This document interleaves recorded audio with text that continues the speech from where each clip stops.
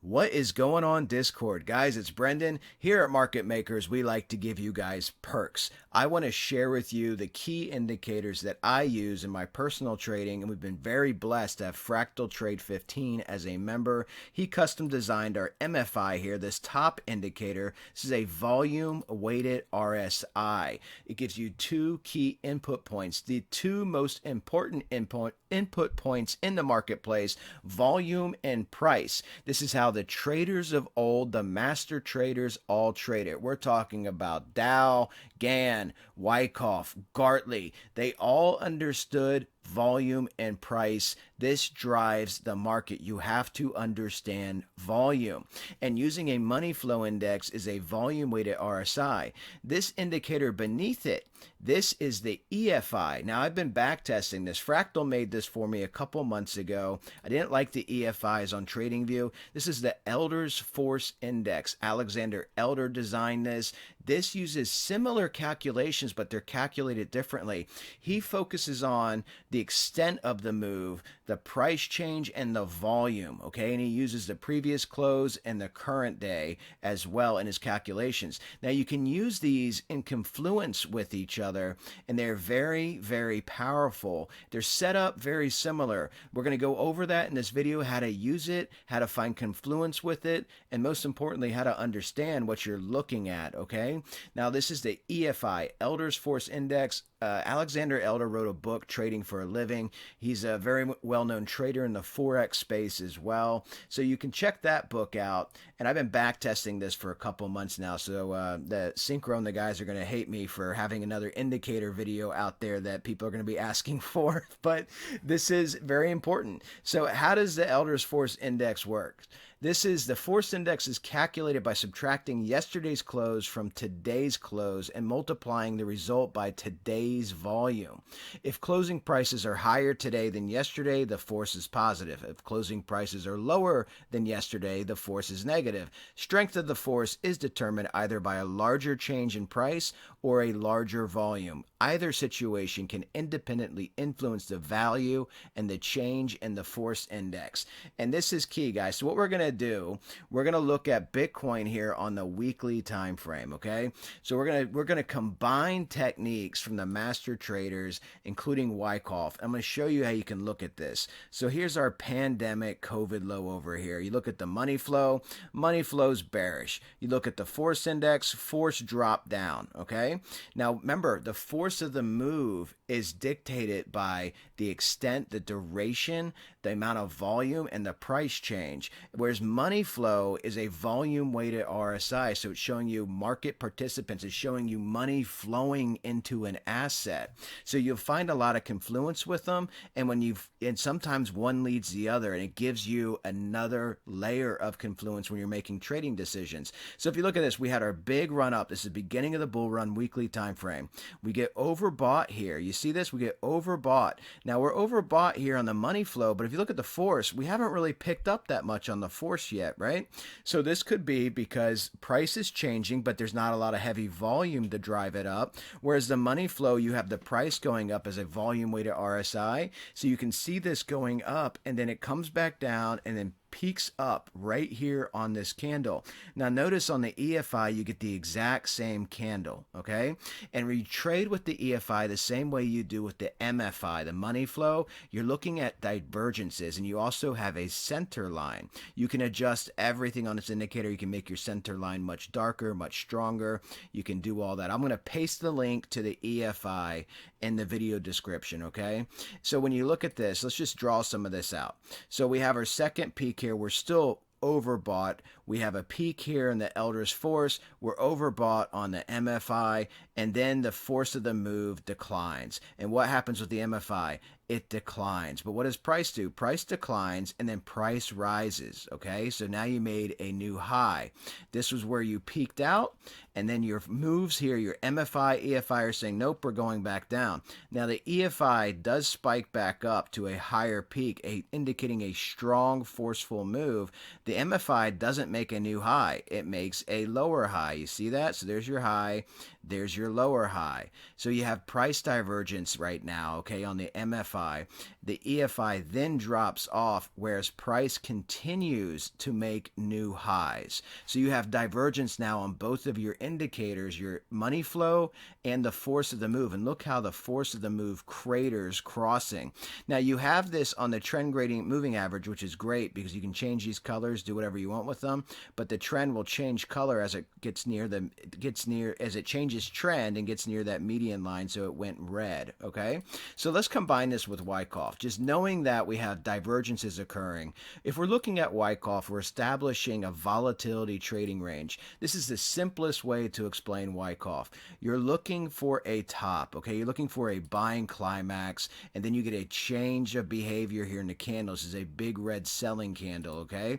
So you get your top, you get your base, and you start going sideways. You've stopped this elevated climb up. You're going sideways now. And what do all these become in Wyckoff, guys, if you don't break out with any velocity? These become up thrusts. Knowing that you have a declination here in the money flow, less money flowing into the asset, knowing that you have less force being entered into the asset, which means less participants, less price change, and or less volume, okay, the quantity of participants in the price. And you're seeing both of these indicators decline, yet you're making a new high. This is your pattern failure right here. You made a new high as your two key indicators are declining.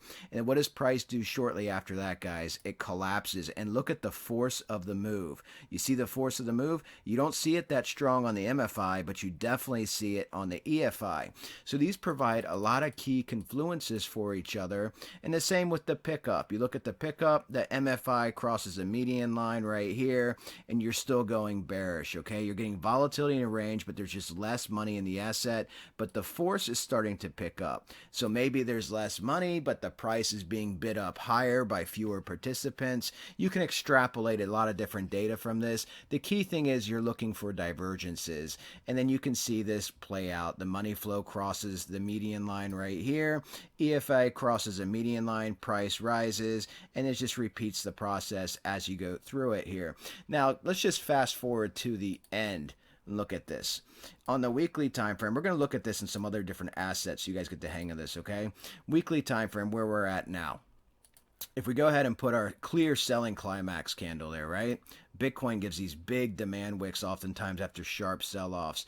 And let's go ahead and put our top up here as well. And if you're looking at this, so you have your Wyckoff trading range, and you're looking at your money flow is creeping up here just above the median line, slightly being bullish, but your force of the move is weak. And you can see that you haven't crossed your median line at all. So even though you did pick up from this base, you still haven't crossed your median line to really get a bullish, strong force. So looking at the money flow, this looks bullish. You're above the EMA cloud, but price is still declining. And you're looking at the EFI, and you don't really have any move behind it. You don't have any force of the move.